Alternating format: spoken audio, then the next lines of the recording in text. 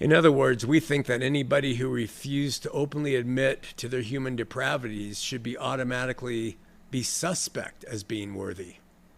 Show me somebody who stands up before a group and speaks piously as if they have the right to judge you in your sin life, what you're about. I'll show you a effing hypocrite.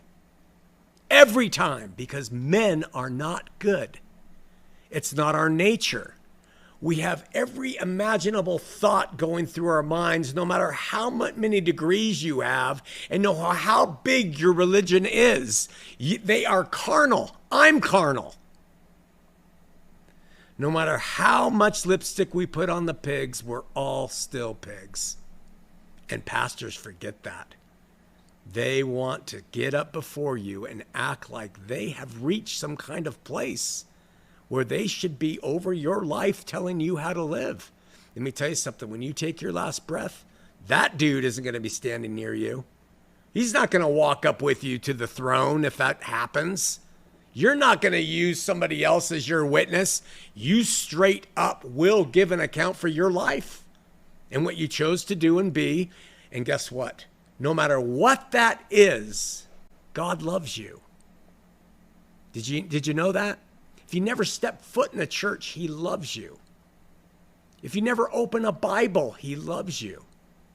That's how we can account for the Aborigine in Australia who's never had a Bible and never been to a church and looks up to the sky and says, I think there's something bigger in me. And God loves them and reconciled them to himself. And they enter into the kingdom as quickly as anybody else. But no, the churches won't have that.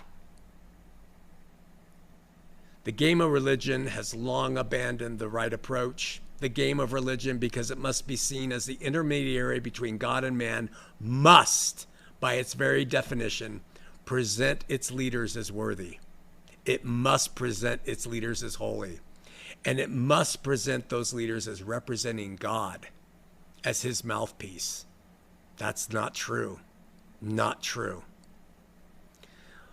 Wasn't this the tenor of Yeshua's story when he talked about a Pharisee and a publican going into the temple one day?